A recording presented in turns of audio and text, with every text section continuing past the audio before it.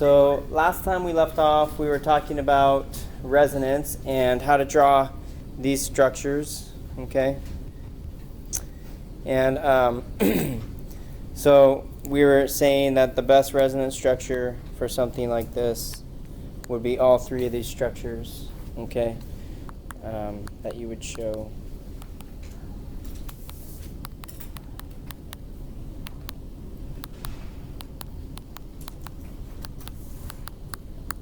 Demonstrating that that double bond is not just in one place, right? It's resonating throughout, and in fact, it's on all three of those bonds all at the same time, okay? But that's the best way that you could represent it. So if you were going to represent the best resonance structure, that's how it would be, all three of them, okay? And also you would include the brackets, 2 minus charge, that's included on that. And that has to do with the formal charge that we're going to talk about a little later. Okay, we'll discuss what a formal charge is. All right. Okay, I want to talk about expanded octets really quickly. So, if you have phosphorus and you react it with chlorine, okay,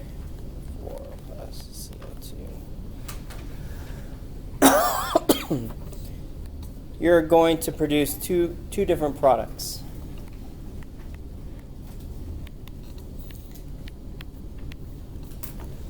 You're going to produce these, right? So let's look at how we draw the structure for each of those.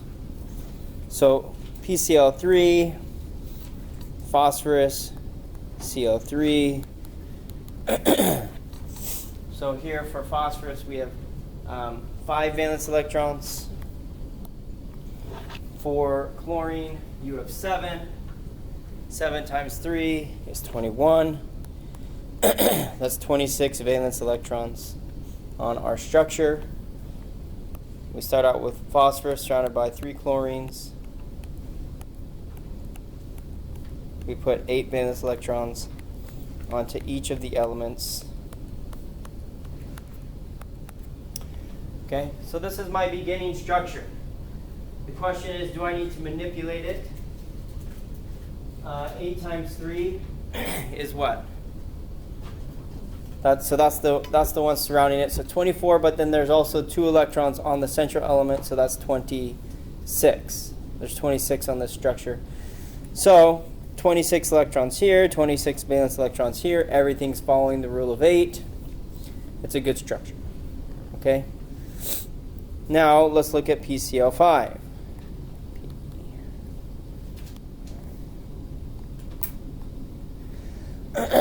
Excuse me.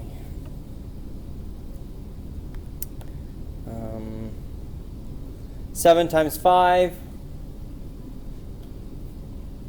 No, 35, right. Plus 5 more. It's 40. Okay.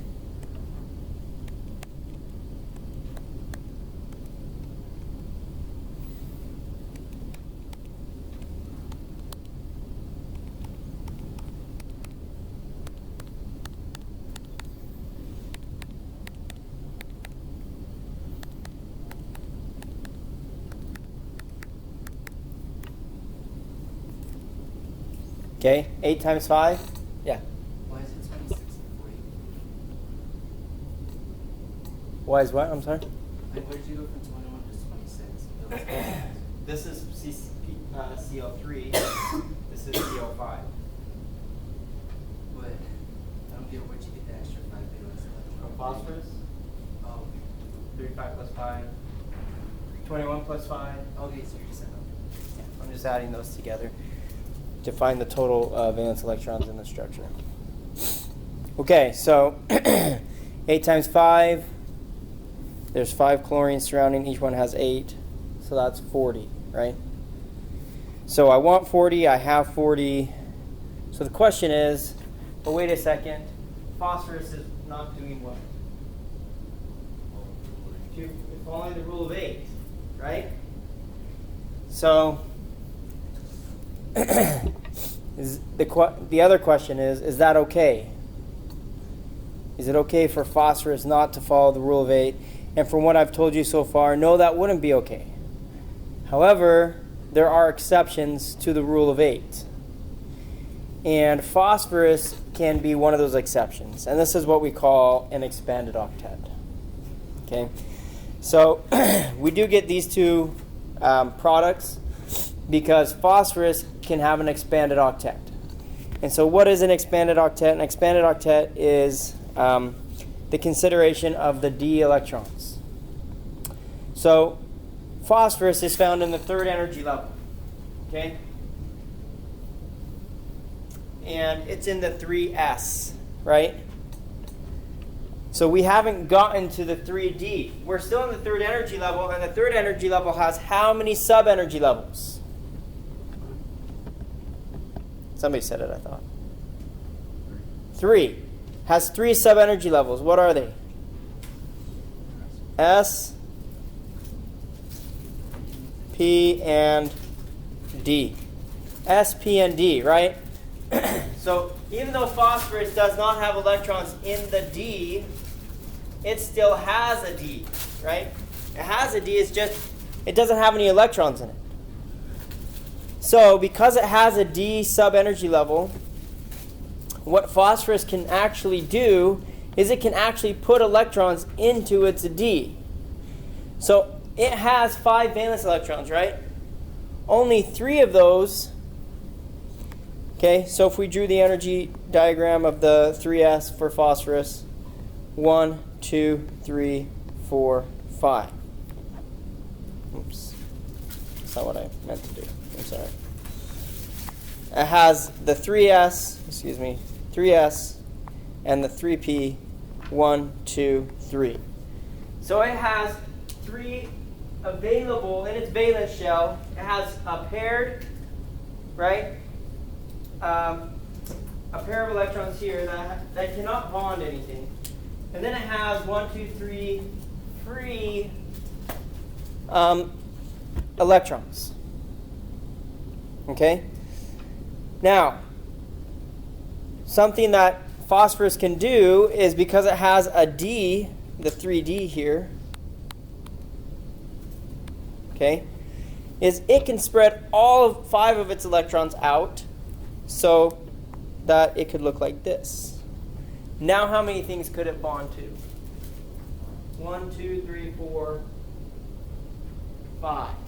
It can make 5 bonds by spreading its electrons out. That's called an expanded octet. How many electrons does sulfur have? How many valence electrons? Good. So it would look like this, right? I'm sorry, it wouldn't look like that. It would look like that. Okay? So sulfur would look like this. But if it expanded its octet, okay, then it would take these two and it would put them into the D. Now how many things can sulfur bond to? 6. It can make 6 bonds instead of just 2. Okay? So these are the kinds of things that elements which have D sub-energy levels can do. So can nitrogen do that? It's in the second energy level. It has how many sub-energy levels? 3. No, not 3. 2. S and P. It does not have a D, so can it expand its octet? No. None of these guys can, right? But once you get into the third energy level, these nonmetals that make covalent bonds, okay, these nonmetals here that make covalent bonds, they can expand their octets so that they can bond to more than just the S and P electrons. Okay, so now phosphorus can make 5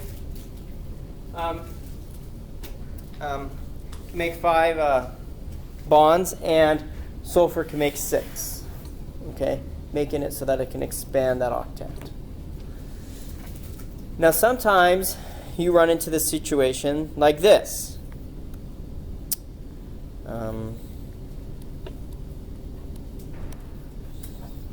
Okay, and we drew this earlier. We said that phosphate, we've drawn this before, so phosphorus 5, oxygen 0.4, 6 times 4, that's 24.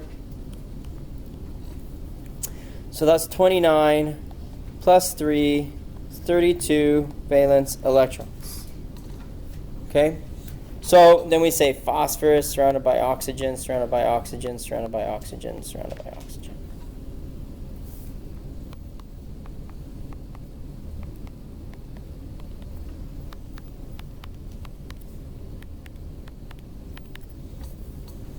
Okay? And then we would give it, we would count the number of valence electrons on this structure, and we'd say it has how many valence electrons? 32. We need 32. It has 32. So this is the structure, right? Well, that's partly true. That's an acceptable structure, but the question is it the best structure? Okay? So let's consider another structure.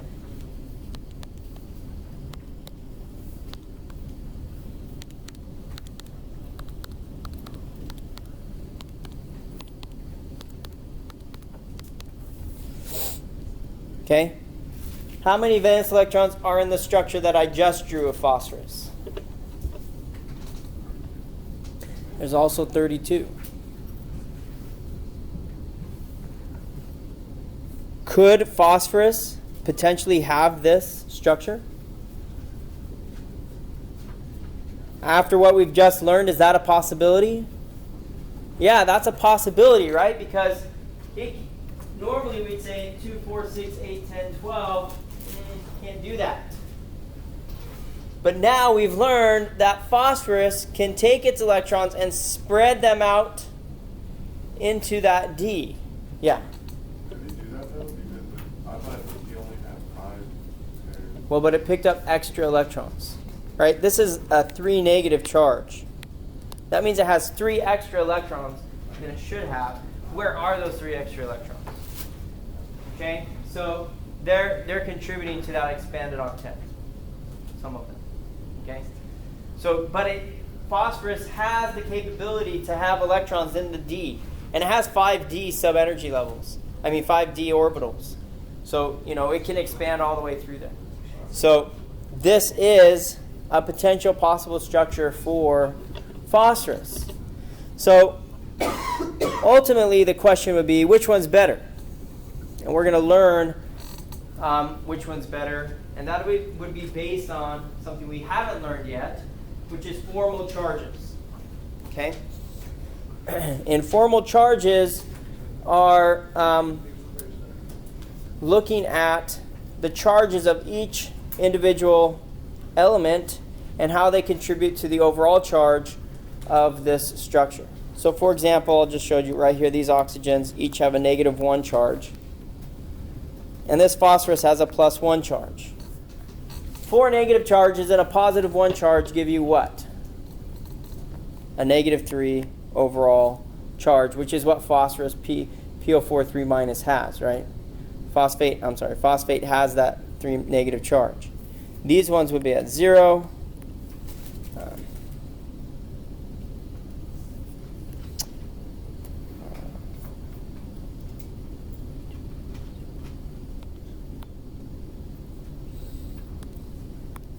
Okay?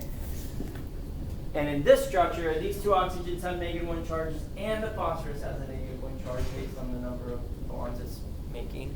And so therefore, that's how we get the -3 charge. Okay? So here we have less charged elements than we do here. Everything has a charge on this one. These guys don't have charges. Therefore, this potentially is the more stable structure. Is it the only structure? Not necessarily. This one probably exists, just probably in less percentages than that. This one probably exists in higher percentages because it's more stable with the its formal charges having 0 on 2 of those oxygens. Okay, so we'll learn more about that though. We'll look at that. But any questions so far about expanded octets? So let's look at this again. So we drew some of these, and I said there's a few that you don't have to do. Now look at this one. Okay? What do you think that structure is going to look like? PF5. What do we know about phosphorus? Can it make 5 bonds? Yes. If it's bonded to 5 fluorines, will there be any double bonds? Think about fluorine. How many bonds can fluorine make? Just 1. So, okay, it's going to be pretty easy to identify. Whoops, what am I doing? 5F. Yes, 5.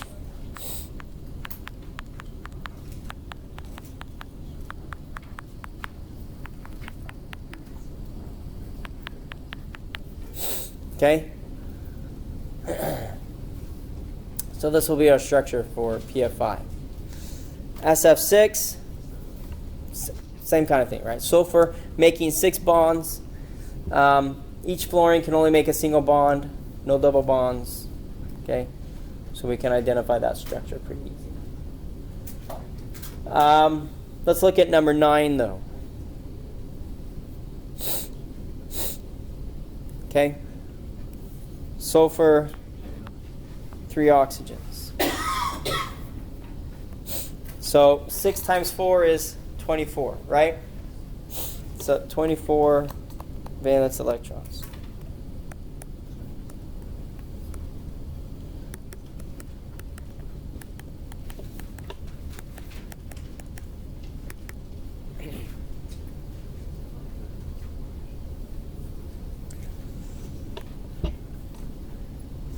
Okay, so how could I draw this structure?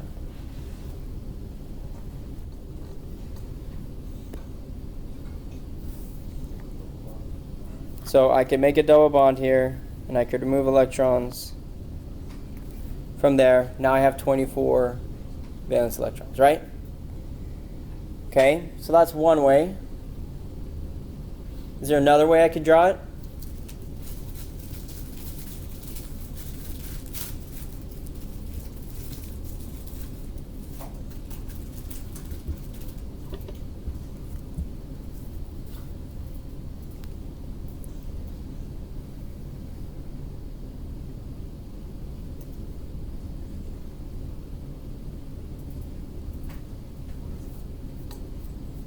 Is there another way I could draw it that would allow for an expanded octet?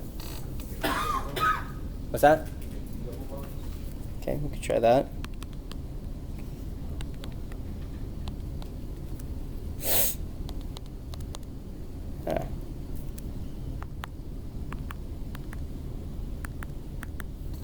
Okay, how many electrons, how many do I have around that? How many total electrons are in my structure? 3 times 8? 24. Okay, so potentially, is there any other structure?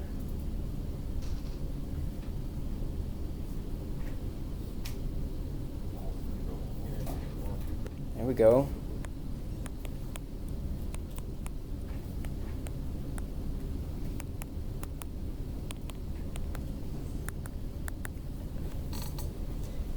Does that also have 24 valence electrons? Yes. 2,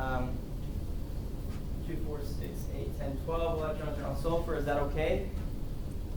Yep, because sulfur can have 6. It can have an expanded octet, right? So that's okay. These structures are okay. The question ultimately would be which one's the most stable structure And once we learn formal charges, -1, -1, oops, that's 0. -1, -1, 0, 0. Sulfur. 0, 0, 0. So it would have to be +2, +1, 0. Okay?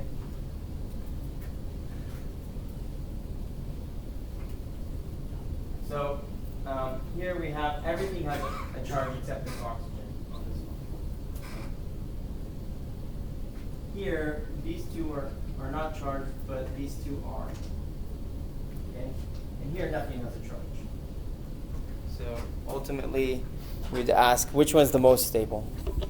This one would be considered the most stable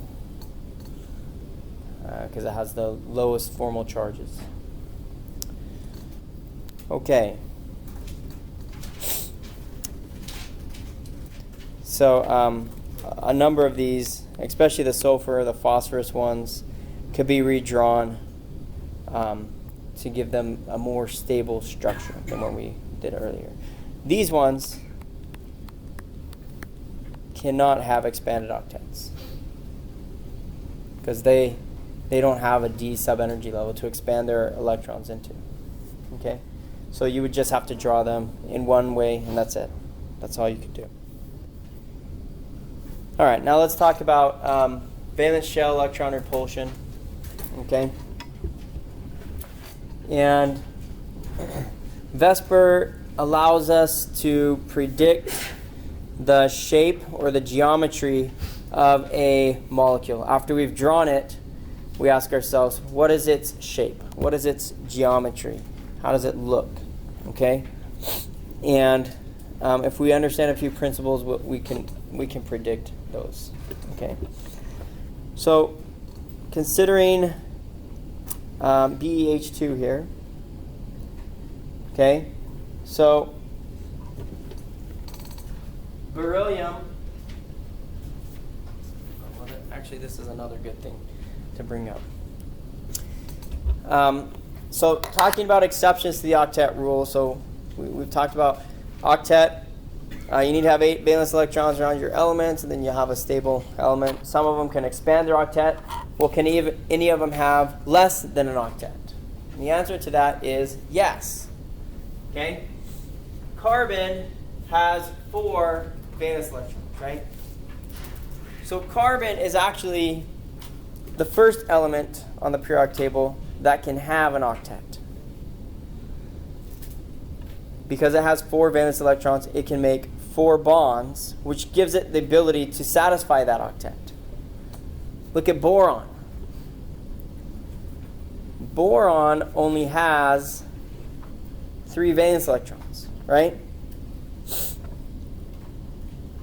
And it's the only nonmetal that really has 3.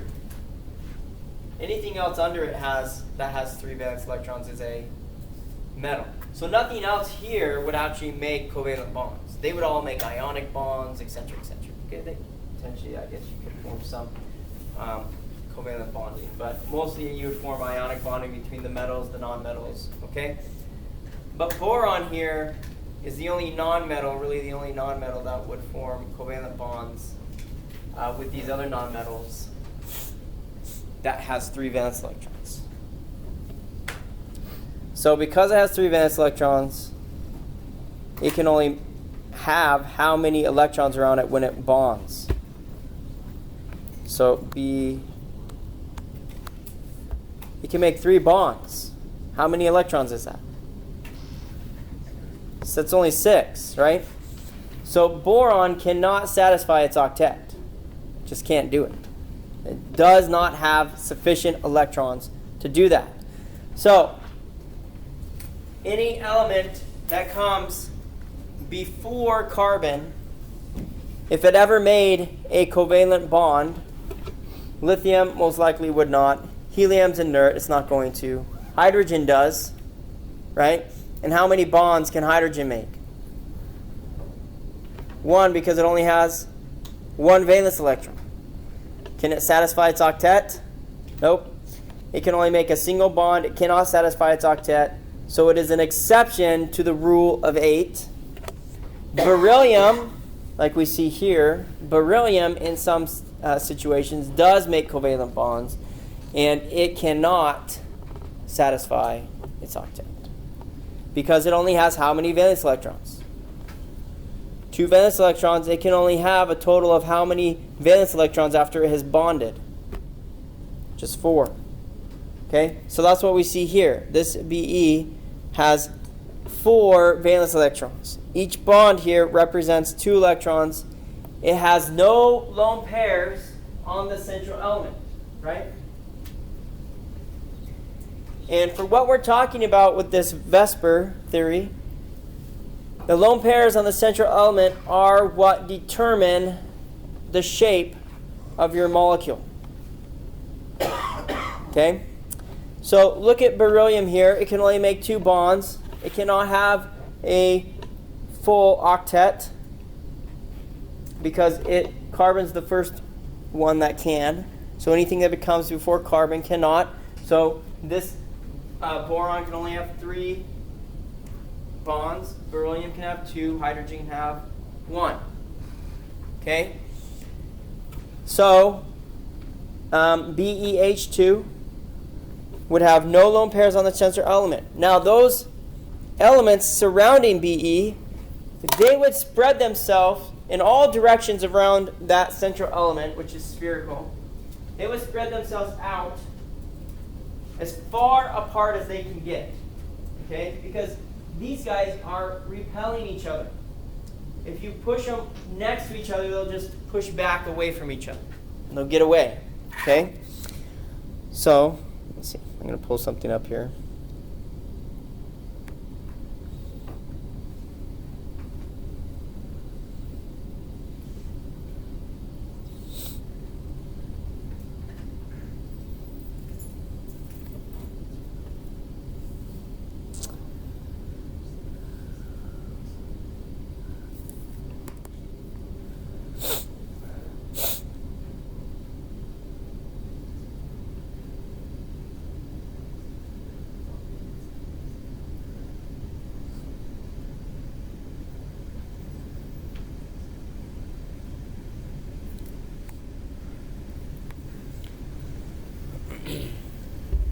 Okay, so here it is, right? BeH2.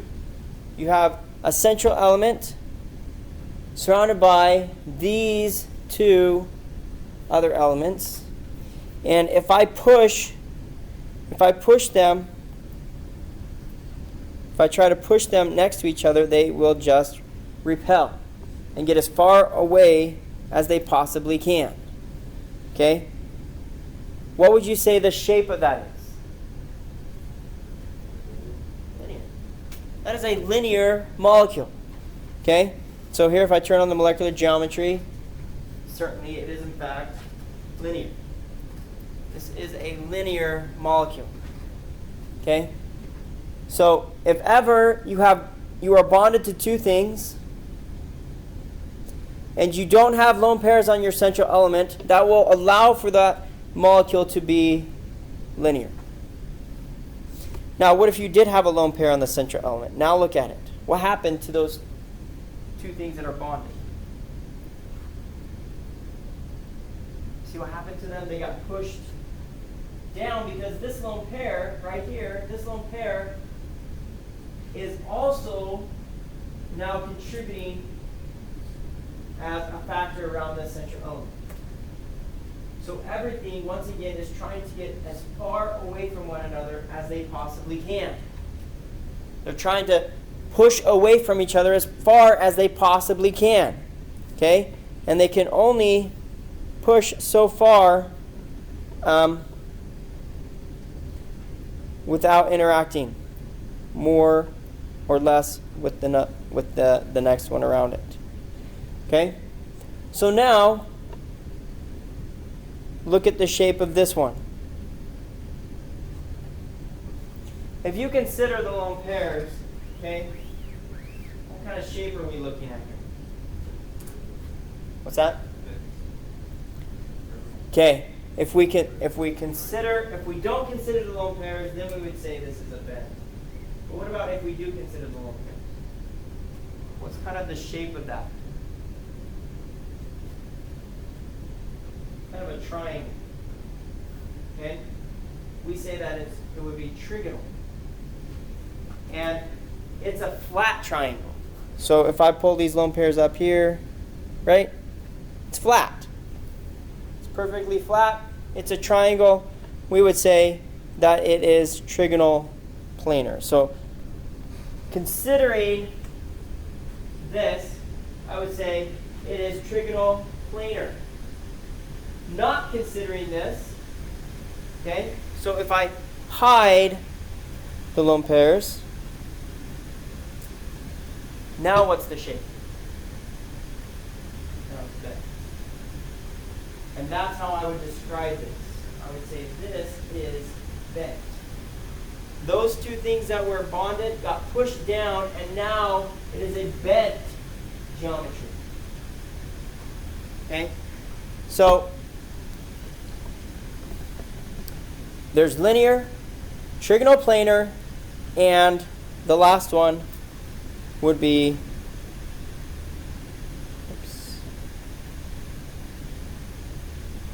okay. What if I have 4 things on here?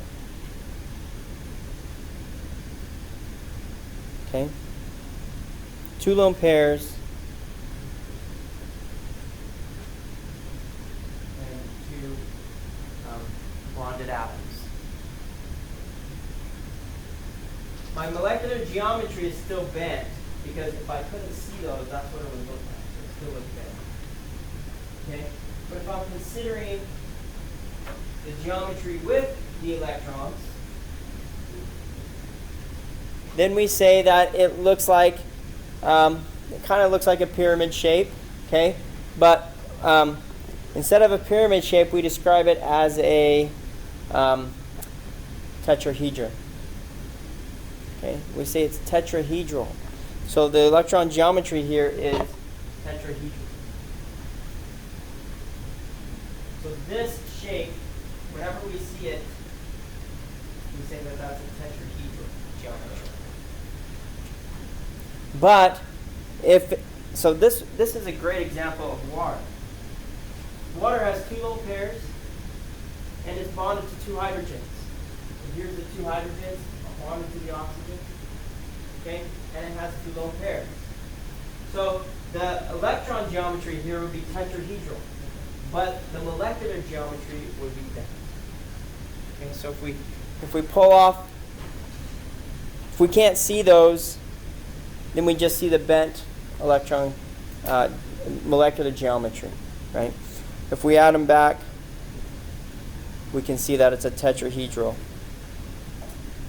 shape. Okay? Now what you guys are going to do is simply be able to describe this. Okay? That's what you'll be required to really do. Is just simply describe the molecular geometry. You're not really going to have to describe the electron geometry. Okay? All right, so let's look at what if we had no lone pairs were linear. What if we had 3 bonds? Okay, so here's 3 bonds. There are no lone pairs on this.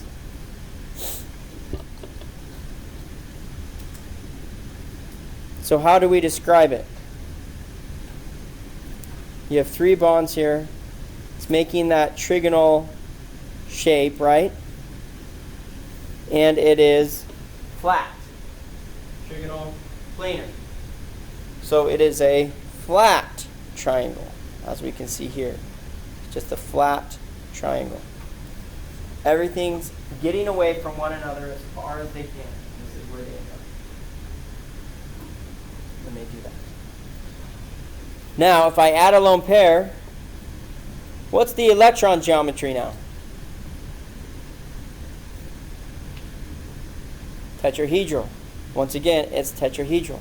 Whenever I have 4 things around my central element, that would give me a tetrahedral shape. Okay? But that's not how I describe it. I describe it without seeing the lone pairs. So I take those off. I'd say this is my shape of my molecule. And if you look at it, it kind of has a pyramid shape to it also, just like a tetrahedron. Okay? But we're kind of missing that up part, right? So we say it's a trigonal, 1, 2, 3 trigonal, pyramidal. So it's kind of this trigonal pyramid. Okay. And then we'll take away all the lone pairs again, and we'll add one more bond. Okay, 4 bonds, tetrahedron. It's going to be tetrahedron. No lone pairs, tetrahedron. So the lone pairs contribute to the shape of these molecules. So we have to consider how many lone pairs are in something whenever we're trying to determine its shape. So BeH2 does not have any lone pairs on the central element. It's bonded to 2 things, so that means its shape is linear. BF3, once again, boron is an exception to the rule of 8. It cannot have 8 valence electrons, so it only makes 1, 2, 3 bonds. No lone pairs on the central element.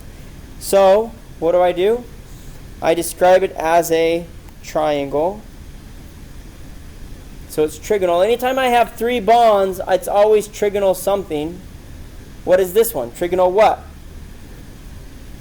It's not a trigonal pyramid, it's a trigonal planar. It's trigonal planar. Okay? We say it's trigonal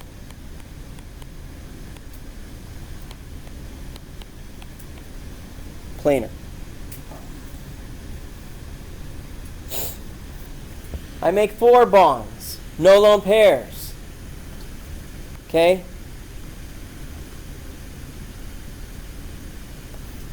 I have that pyramid shape, but we don't say it's a pyramid, we say it's a tetrahedron. So the shape of this would be tetrahedral. Tetra for 4, making 4 bonds. Anytime we make 3 bonds, we say it's trigonal. Okay? If it's 2 bonds, we can either be linear or we can be bent. Those are our 2 options. Okay? So let's look at this one. Here I have a lone pair on the central element, and I'm making 1, 2, 3 bonds. I get that pyramid shape, right? But I'm only bonding to 3 things, so I say for 3 bonds, I say trigonal, and I describe it as trigonal pyramidal. So this would be trigonal pyramidal for NH3 because of this lone pair that's pushing on those 3 hydrogens, pushing those hydrogens down, okay, forcing them into that pyramid shape. Okay, so it's trigonal pyramidal.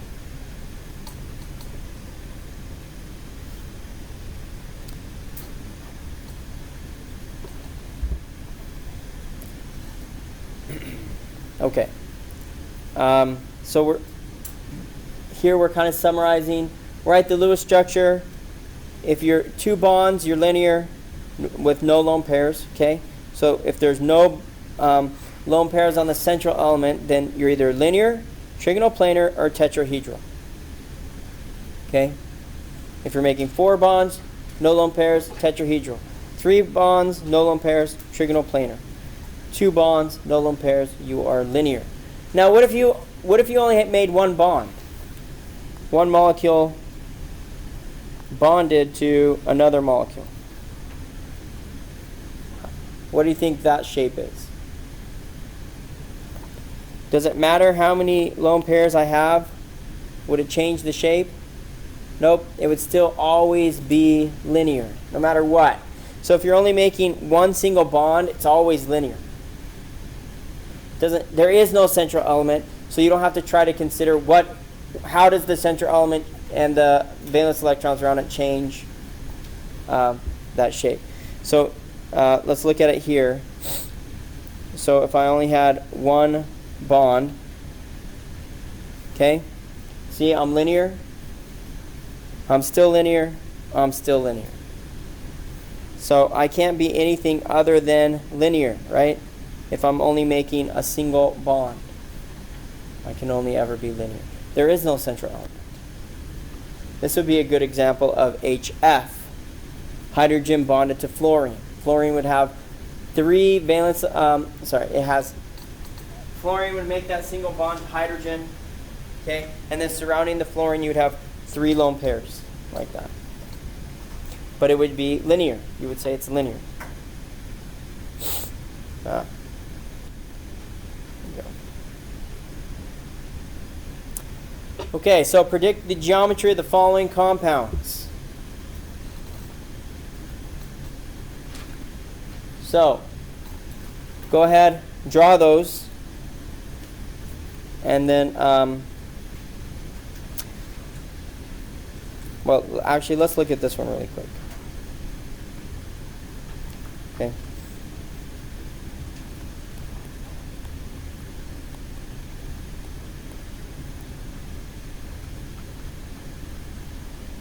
H4. Oh. Okay. So really, you have to describe the geometry for each of these carbons, because each one of them is a central element. Okay. So if you're you don't really describe the geometry for this whole thing, right? You say, what is the geometry of this carbon? It makes 3 bonds, has no lone pairs, so we would say it's trigonoplanar. What about for this carbon? 3 bonds, no lone pairs, it's trigonoplanar as well. So that's how we would describe it. Okay. Carbon 1, trigonoplanar. Carbon 2, trigonoplanar. Okay. So when you have a situation, these ones, there's only one central element, so just simply describe it for them all. So.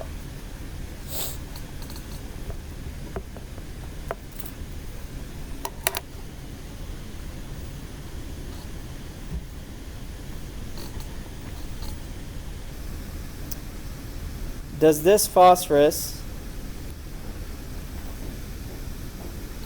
does it have lone pairs on it?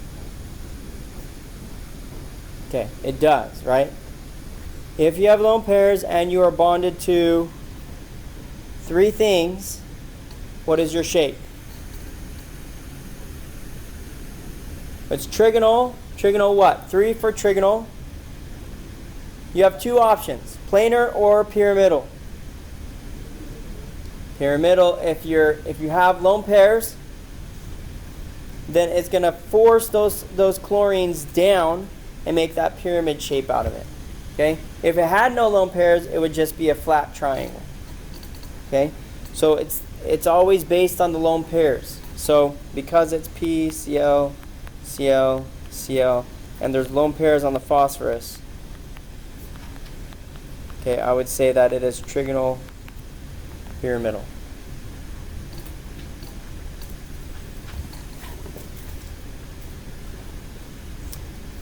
Okay, what did your shape look like for SO2? Did it have lone pairs on the central element or not? That's the only question we're trying to ask.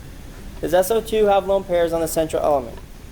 SO2, that's 6 times 3, 18 valence electrons. O.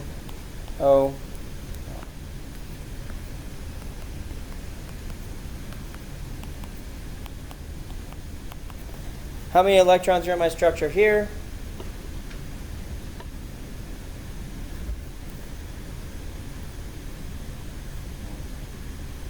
$20, good. Okay, I need 18.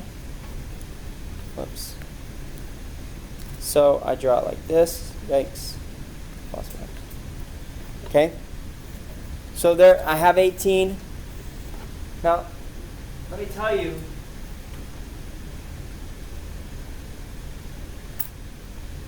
I'm going to have 18 electrons and I draw it like this, the structure you always draw like this will be correct unless you have more elements around it that would expand it. But even if I drew this as the expanded octet structure,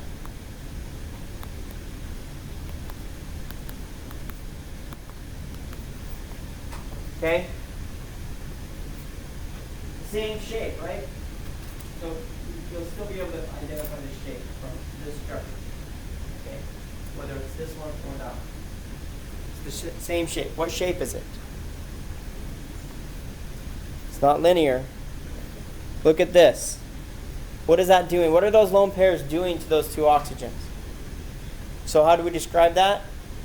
Bent. Okay? Bent.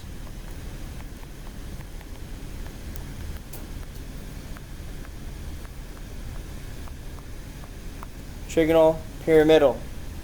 Bent. H2S. Sulfur surrounded by 2 hydrogens, 2 lone pairs. What are those lone pairs doing to those hydrogens? They would be like this if there were no lone pairs. How do we describe that? Same as SO2, right? Bent. Even though it's more lone pairs than just one, like in SO2, the effect is the same. It's still bending those hydrogens down. Okay? Okay, did anybody come up with, so these are trigonal planar for the carbons, or both trigonal planar. How about the carbons here? Anybody find that one? C to C to H to H.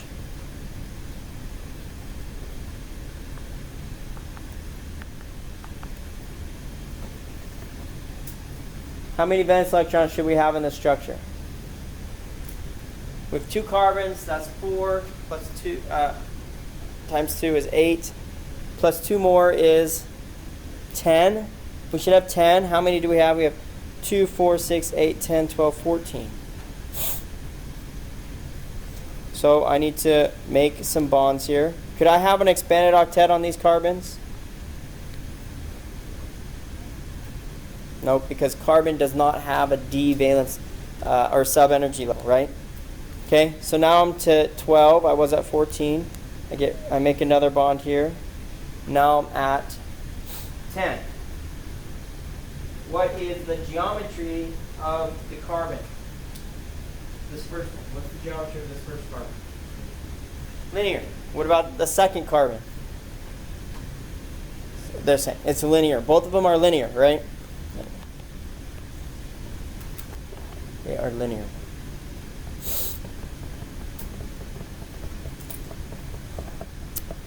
Okay, good.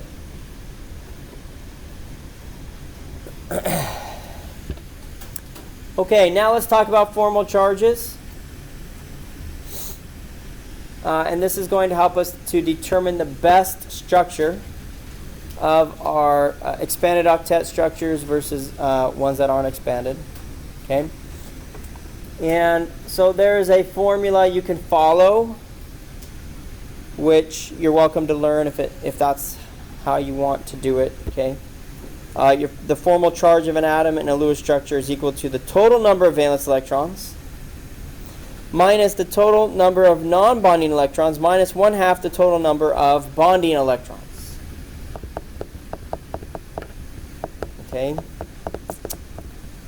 So you can do the math there if you want. That's one way. Okay? I prefer just counting. So, for example, here you have carbon double bonded to this oxygen, bonded to this hydrogen. Okay? And if I want to determine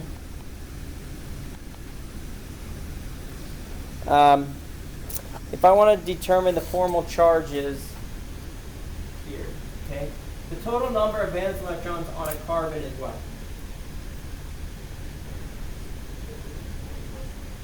Total number of valence electrons on carbon. 4.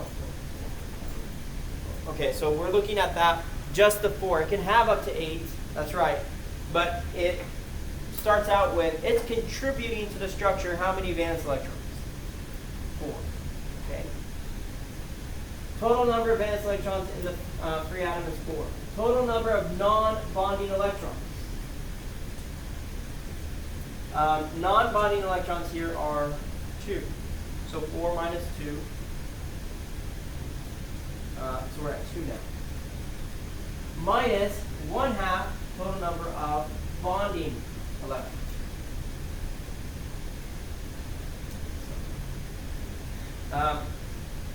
Or minus the number of bonds. Does that make more sense? Okay. There's 2 electrons in each bond, right?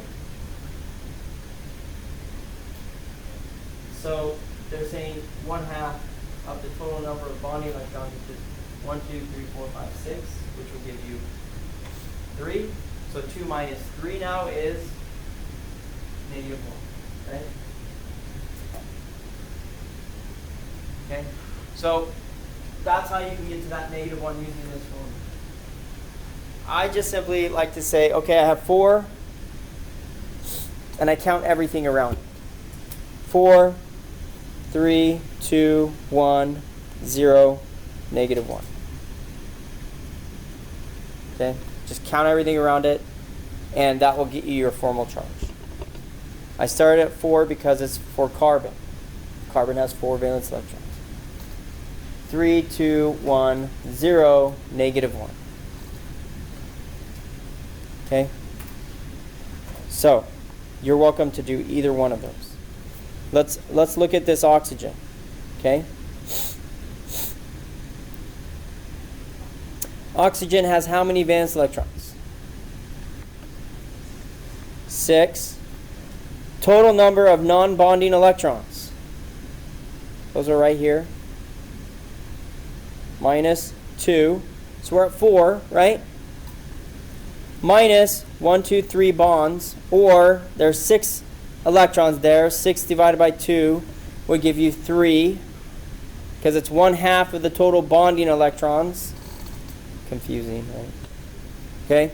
Or there's 3 bonds. Minus 3 bonds. So how many? So now 6 minus 2 is 4.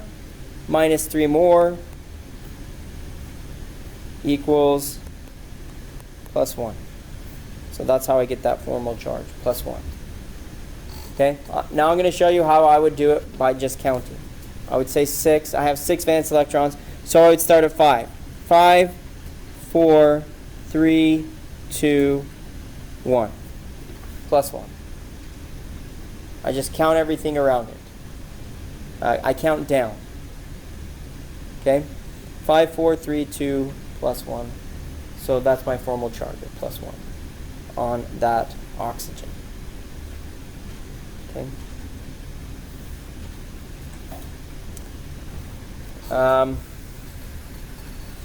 So let me just redraw this.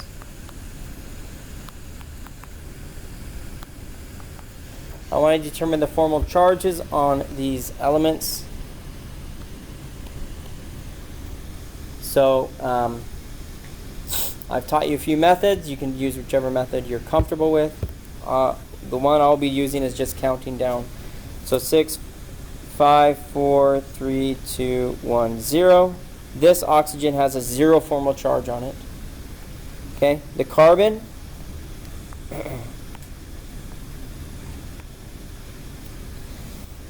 four, 3, 2, 1, 0. The carbon also has a 0 formal charge. And the hydrogens you don't have to worry about. They're going to have 0 formal charges. Okay, because they have 1 electron, 1 bond. Okay, no valence electrons ever. So those are easy. Okay.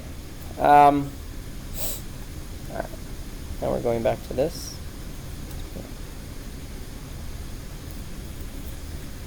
Okay, I want to do some. Before I get there, back to that, I want to look at some another molecule. Okay, so we talked about this one. We drew two structures for it earlier.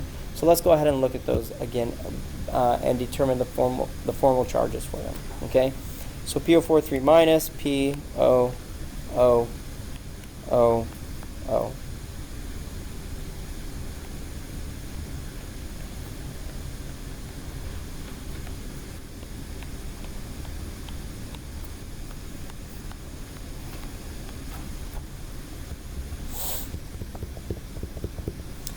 Okay, so if I draw my structure like this, determining the formal charge of the oxygen, okay, what is the formal charge of this oxygen, which will be the same as the formal charge of all the other oxygens, because they're all the same. So what is the formal charge on the oxygens?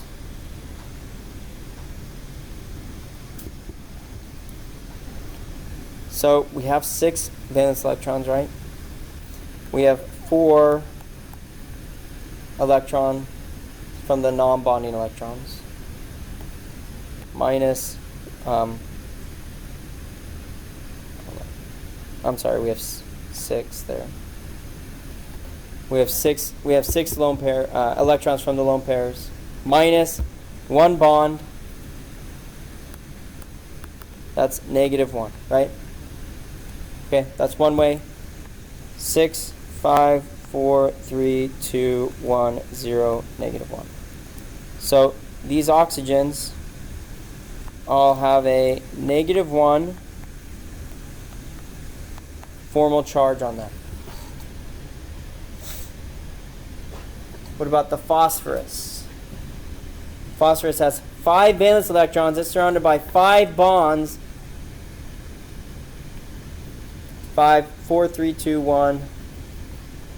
4, 3, 2, 1.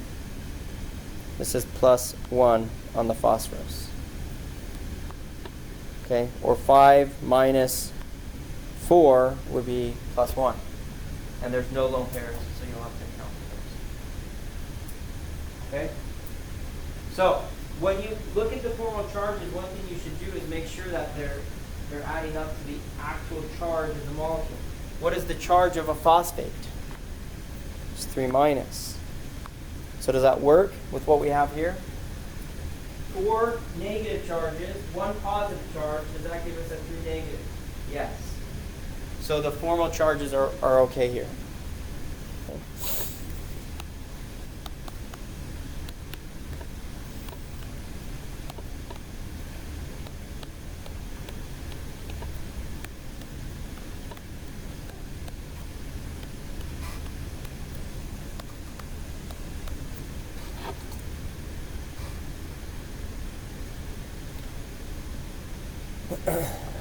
Okay, so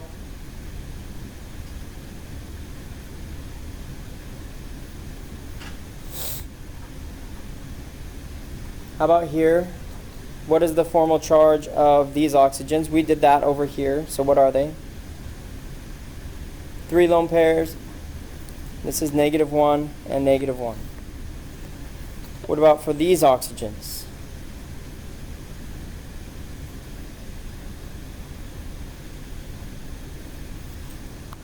0.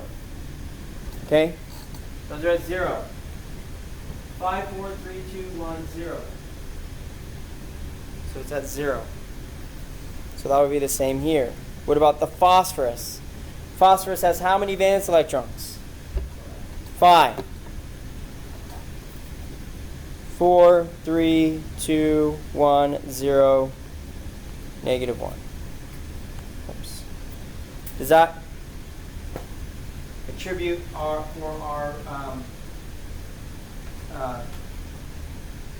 charge? Does it match our charge? Yeah, -3, right? -3. So that works. Okay. So we would want to look at what's giving us, if it's giving us the correct charge. Okay.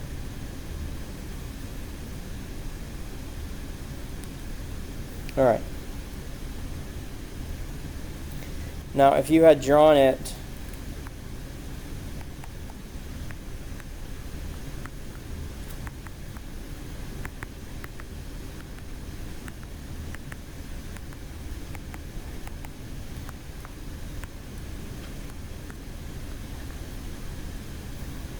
What's the formal charge on this phosphorus? Now. What is it? Yeah. Okay. Which attributes to it. Now, would a phosphorus, so here we have a +1 phosphorus, here we have a -1, and here we have a -3 phosphorus. Okay? Versus all the oxygens being at 0, 2 of the oxygens being at 0, 2 of them being at -1, etc. We have a -1 charge here.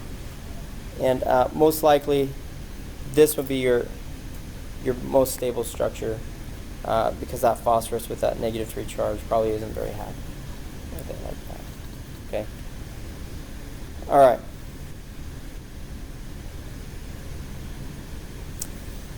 Okay, so just in review, so if we're bonded to two things, okay, no lone pairs, we are linear. Just like that, BH2. If we're bonded to three things, no lone pairs, then we're trigonal planar. Okay? We have a no lone pairs, we're trigonal planar.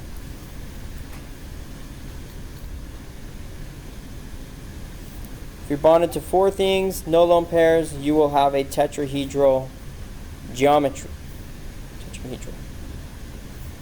Like that. Okay. Now, you are not, these ones I would expect you to know. Okay? This one, I'm not going to expect you to know it, but if I gave it to you, you just look at your reference and find out what it is. Okay? So what is this? I look at how many things I'm bonded to, no lone pairs. That means I'm going to have this trigonal bipyramidal shape. Okay? Like this one. So I have no lone pairs, but I'm bonded to five things. 1, 2, 3, 4, 5. Okay? And so I'm taking on this bipyramidal. It's like two pyramids stacked on top, one upside down from the other one stacked on top of each other. Okay, so it's that bipyramidal geometry that it's incorporating. So things like PF5, right? PF5 would have that shape. PF2.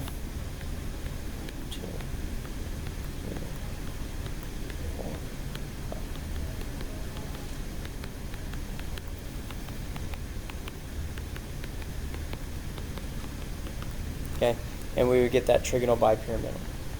Right? So at that point, once it goes to those expanded octets, then you're just simply looking at your reference material and trying to identify, okay, what is this, based on the things that I have. Okay, if it's six things that you're bonded to, that would be octahedral. Okay, so something like this octahedral shape, you'd have those making those 6 bonds. No lone pairs, making those 6 bonds. Okay, we'll talk a little more about those next time.